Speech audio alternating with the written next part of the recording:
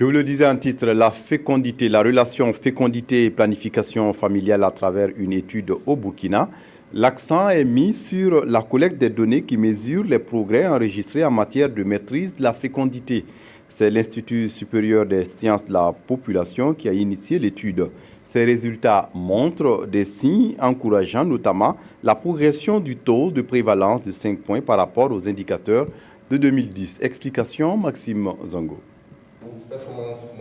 La planification familiale, voilà la stratégie retenue par le Burkina dans le cadre de sa politique d'amélioration de la santé de la reproduction. Objectif, contribuer à sauver des millions de vies de femmes et d'enfants. Participe de cette stratégie l'implication de notre pays dans la mise en œuvre de la plateforme PEMA 2020, un mécanisme de collecte de données sur la santé de la reproduction. La collecte se fait sur les téléphones portables avec un programme préinstallé à l'intérieur et qui nous permet tous les 6 mois d'aller sur le terrain et de mesurer les progrès qui ont été réalisés au niveau de la planification familiale. Cette fois-ci, nous sommes dans la deuxième vague de collecte et les principaux résultats auxquels nous sommes parvenus montre plutôt des signes encourageants au niveau de la planification familiale.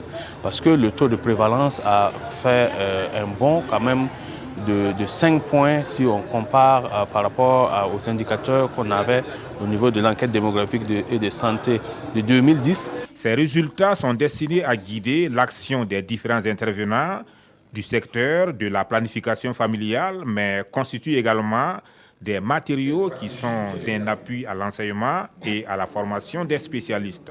L'Institut supérieur des sciences de la population a bénéficié de l'appui de l'Institut Gates et de l'Université Johns aux États-Unis.